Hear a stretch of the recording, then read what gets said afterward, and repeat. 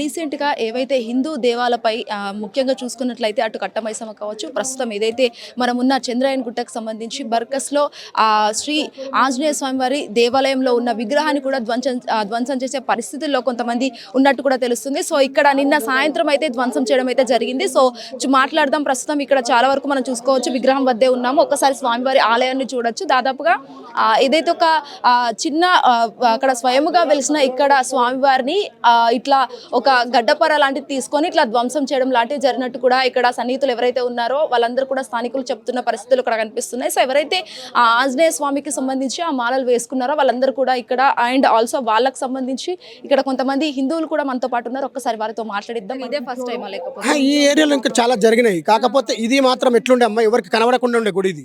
మేము ఒక రోజు దారి దోలాడుకుంటా చూసుకుంటా తోవంతా సాఫ్ చేసుకుంటూ వచ్చి చూసిన రోజు ఉన్నది అన్ని సాఫ్ చేయించినాం. అయినా కూడా మళ్ళీ ఇప్పుడు వచ్చి ధ్వంసం చేయడానికి చూస్తున్నారు వాళ్ళు. ఎంతవరకు న్యాయం? ఇది కరెక్ట్ కాదు. ఇది అంటే పక్క ప్లాన్ తోనే ఇలా చేశారు. పక్క ప్లాన్ తోనే చేసిరు. ఇదైతే పక్క ప్లాన్ తోనే. ఇది ఇళ్ళ మధ్యలో ఉంది. అది ఇంత ధ్వంసం చేసేసి ఏదో ఒకటి చేసి దాన్ని ఖతం చేయాలని చెప్పి చూస్తున్నారు వాళ్ళు. అంతే. జాగా కావాలి వాళ్ళకి. ఇక్కడ జాగా ఉంది కదా, ఈ జాగా కావాలి వాళ్ళకి.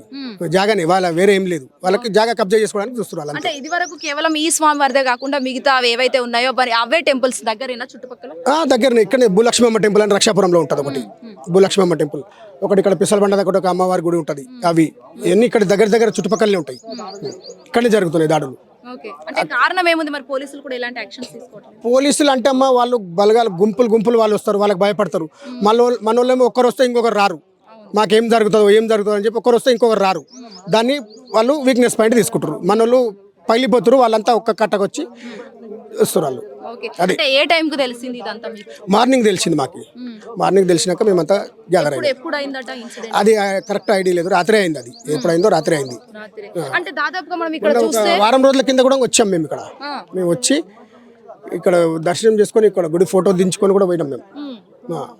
అప్పుడు బాగానే ఉన్నది.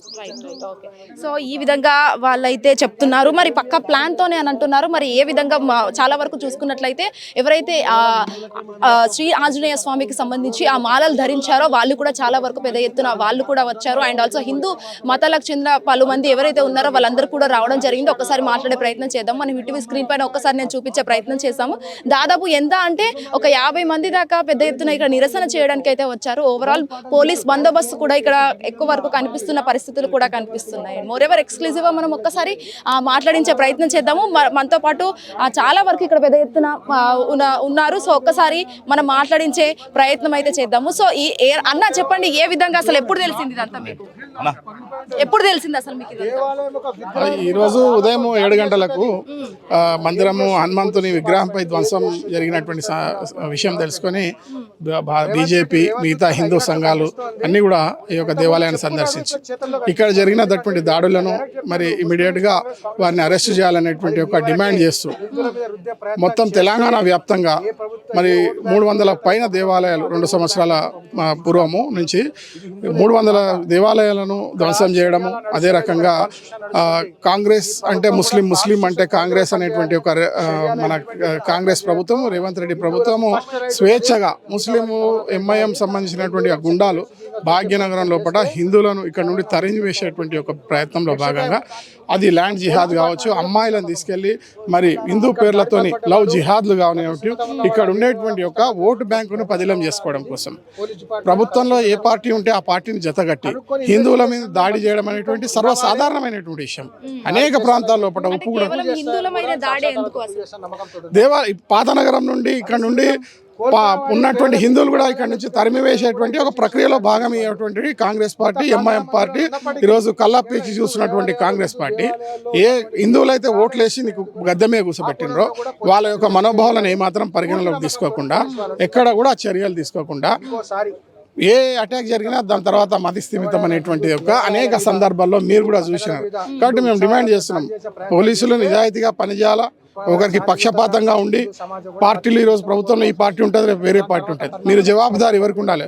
సామాన్య ప్రజలు ఎవరైతే ఉన్నారో వాళ్ళని కాపాడాల్సిన బాధ్యత పోలీస్ పైన ఉన్నది. కాబట్టి ఎవరిపైన అనుమానం ఉందా ఈ విగ్రహం పట్ల? అదే అండి, ఇప్పుడు ఈ దేవాలయం 14 ఎకరాల యొక్క ల్యాండ్ ఉండే ఇదంతా కూడా అన్యాక్రాంతం అయిపోయినటువంటి సందర్భం మీరు చూస్తున్నారు.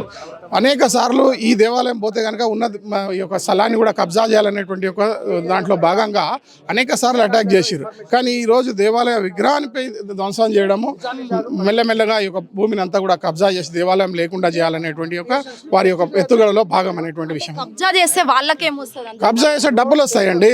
ఇప్పుడు దేవాలయం లేకపోతే 20 ఇండ్లు ఇక్కడ ముస్లిం ఇల్లు ఎంఐఎం ఇల్లు కట్టుకుంటారు వాళ్ళ లీడర్లు. ఇప్పుడు వాళ్ళు ఎక్కడ కూడా ఎంఐఎం పార్టీ మీరు చూసినట్టయితే అనేక సందర్భాల లోపల మరి ఎంఐఎం చేసినటువంటి దాడుల లోపల అరెస్టులు ఉన్నాయి. పురాణప్పుల్లో జరిగినటువంటి ఒక సంఘటన లోపల 35 రోజులు బెయిల్ ఇవ్వకుండా హిందూ యువకులను నిన్ననే విడుదలైనారు. కాబట్టి హిందువులకు సంఘర్షణ తప్పదు. మీ ద్వారా నేను చెప్తున్నాను, యావత్ హిందూ సమాజం అంటే మేల్కోండి.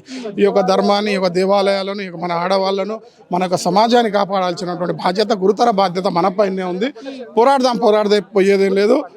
గెలుస్తాం, ఒకటే పోతాం. కానీ రాబోయే తరాలకు కూడా ఆదర్శంగా నిలుస్తాం. కేవలం ఇక్కడ ధ్వంసం జరిగినట్టుగా మీరు మాట్లాడుతున్నారు, బట్ మేము వచ్చిన దారిలో చూసుకున్నట్టయితే పెద్ద ఎత్తున అక్కడ బీఫ్ ని కట్టింగ్ కూడా చేస్తున్నారు కదా, మరి మీ బీజేపీ పార్టీ వాళ్ళు మాట్లాడట్లేదు? అనేక సందర్భాల్లో నేను ఒక కమ్యూనిటీకి సంబంధించినటువంటి విషయము, ఈరోజు కుటీర పరిశ్రమలాగా మీరు చెప్పినటువంటి ఒక గోమాతలను హత్య చేస్తున్నటువంటి సందర్భంలో కేంద్ర ప్రభుత్వంలో కూడా సుప్రీంకోర్టు గైడ్ లైన్స్ ఉన్నాయి, చట్టాలు ఉన్నాయి. చట్టాలను గౌరవించకుండా మరి ఆవులను నిరంతరం కట్ చేసి ఆవులను, చట్టాలను ఉల్లంఘించిన పరిస్థితి లోపల వాళ్ళకు ఉన్నటువంటి స్వేచ్ఛ ఈరోజు మస్జిద్ల పేరు మీద, ప్రార్థనల పేరు మీద రోడ్లన్నీ బ్లాక్ చేసి ఈరోజు ఎక్కడ కూడా మీరు చూసినట్టయితే కమిషనర్ గారు చెప్పినారు, ఎక్కడ రోడ్ బ్లాక్ చేసినా 3 సంవత్సరాలు జైలు అవుతుంది, మీకు ఎవరు కూడా రోడ్ బ్లాక్ చేయొద్దని చెప్పినారు. మీరు పాత నగరంలో మెంబర్ రండి, అనేక చోట్ల మరి గంటలు రోడ్ బ్లాక్ చేసి సామాన్య ప్రజానికి ఇబ్బంది పెట్టేటువంటి ఒక పరిస్థితుల్లో పట్ల మరి ఏం చర్యలు తీసుకుంటారో మీరు ఇచ్చిన స్టేట్మెంట్కు మీరే జవాబుదారి అనేటువంటి విషయం ఈ సందర్భంగా తెలుస్తున్నాం. మసీద్ మీద చూడండి 15 లౌడ్ స్పీకర్లు వాయిస్ ఇష్టారాజ్యం చేస్తూ దేవాలయాల దగ్గర హిందువులు ఉన్న చోట ఎక్కువ పెట్టి అక్కడ ఉండకుండా వారిని ఎగ్జామ్స్ పిల్లలకి డిస్టర్బ్ చేయడము, అనారోగ్యంగా ఉన్నటువంటి వాళ్ళు ఈరోజు అక్కడి నుంచి వెళ్ళిపోయేటువంటి పరిస్థితులను నిర్మాణం చేసేటువంటి సందర్భంలో వాళ్ళు రెగ్యులర్గా జరిగేటువంటి యాక్టివిటీ ఇది. అంటే ఇక్కడ కేవలం ధ్వంసం అవ్వడంతోనే వీళ్ళందరూ గుమిగూడారు, అప్పటిదాకా హిందూలో యూనిటీయే లేదు అని చెప్పేసి అంటున్నారు.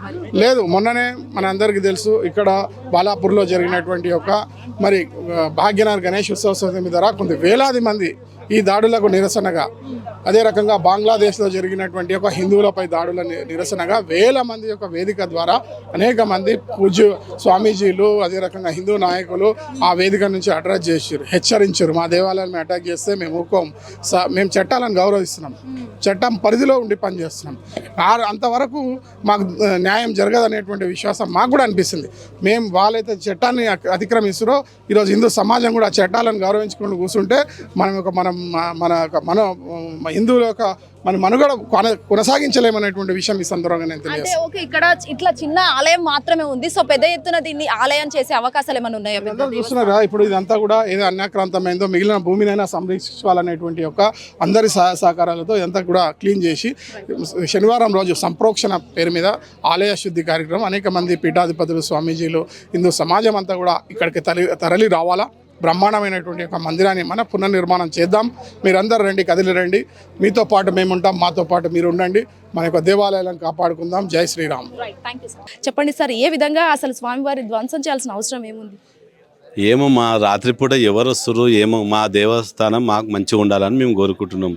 తరతరాలు ఉన్న బాలాపురంలో నియోజకవర్గంలో ఉన్న ఈ ముస్లిమ్స్ ఎవరు చేస్తారో తెలుసలేదు, కంటికి ఏం కనిపిస్తలేదు. మా దేవాలయం నేను చెప్తలేను కదా, ఇప్పుడు నేను చూసి చెప్పాలి ఏదైనా. ఇది మా దేవశాఖ మంచిగా ఉండాలని మా కోరిక, దేవస్థానం మంచిగా ఉండాలని మేము అంటున్నాం. కానీ ఎవరు చేస్తున్నారో రాత్రిపూట మాకు తెలుసలేదు కదా. అంటే ఏ టైంకి మీకు తెలిసింది? తెలిసింది కానీ ఇప్పుడు పలానా మనిషి అది కూలగొట్టడము చేయడము, ఎవరో ఒకరు వచ్చి ఇట్లా చేయడము మా దేవస్థానం మంచిగా ఉండాలని నేను కోరుకుంటున్నా. ఇంకోటి దయచేసి కూడా నేను చెప్తున్నా, కొండ సురేఖ అక్క గారికి, దేవశాఖ మంత్రి కూడా క్రాపిడ్ మీరు చేయాలక్క, మీది కూడా ఇక్కడ రావాలని నేను కోరుకుంటున్నా. రేవంత్ రెడ్డి గారు కూడా మీ సీఎం, హోమ్ మినిస్టర్ మీదే, మీ చేతిలో హ్యాండ్ ఉంది కాబట్టి మీరు కూడా క్రాపిడ్ చేయాలని, మా మీద కూడా కొంచెం భయం భక్తులు ఉన్నాం కాబట్టి మీరు క్రాపిడ్ చేయాలని కోరుకుంటున్నాం. అంటే అవసరం ఏముందన్న ఇక్కడ స్వామివారిని అలా? తర మేము ఆనాంచి వెనకటి నుంచి ఉన్నాం మేము ఇక్కడనే. మా తొవ్వలు ఇవన్నీ ఉండే, తొవ్వలన్నీ మూసేసిర్రు, బాధపడుతున్నాం మేము. మా దేవుళ్ళు మేము శ్రీరామ, మా రాముని దేవుని మేము, రాముని భక్తులు మేము, అన్ని దేవుళ్ళు మొక్తాము. రాముడు అంటే మా శ్రీరామ రక్షణ. మాకు ఆ రక్షణ భగవంతుడు సాక్షాత్తు శ్రీరాముడు హనుమాన్ చాలీస ఉన్నాడు కాబట్టి మేము ఇంతవరకు ఉన్నాం. ఆ భగవంతుడే మమ్మల్ని కాపాడాలి. ఇప్పుడు ఆ భగవంతుడి మీదే మాకు రక్షణ కాపాడాలని నేను కోరుకుంటున్నాను. హిట్ టీవీ యాప్, ఇందులో short news, live news, entertainment shows, movies, digital magazines తో పాటు మీ జిల్లా వార్తలను కూడా ఫ్రీగా చూడొచ్చు. ఇంకెందుకు ఆలస్యం, వెంటనే హిట్ టీవీ యాప్ ని డౌన్లోడ్ చేసుకుని ఫ్రీగా ఎంటర్టైన్మెంట్ పొందండి. Hit TV app. Hit TV app. Hit TV యాప్ని ఫ్రీగా డౌన్లోడ్ చేసుకొని ఎంజాయ్ చేయండి. మీకు నచ్చిన ఎంటర్టైన్మెంట్ కోసం హిట్ టీవీ యాప్ ని ఫ్రీగా డౌన్లోడ్ చేసుకుని ఎంజాయ్ చేయండి. హిట్ టీవీ యాప్ ని డౌన్లోడ్ చేసుకుని ఆస్వాదించండి, ఆశీర్వదించండి. ఇంతమంది సెలబ్రిటీలు హిట్ టీవీ యాప్ ని డౌన్లోడ్ చేసుకోండి అని చెప్తున్నారంటే ఎంత మంచి యాప్ ఆలోచించండి. అమెరికా అమెరికా అమెరికా అమెరికాలో చదవాలనుకునే వాళ్ళకి విశ్వసనీయమైన పేరు మన శౌర్య కన్సల్టెన్సీ. UK లో 1 year masters, UK లో 1 year masters, 2 years work permit up to 5 years visa. Contact Saurya Consultancy. Contact 89851 89851.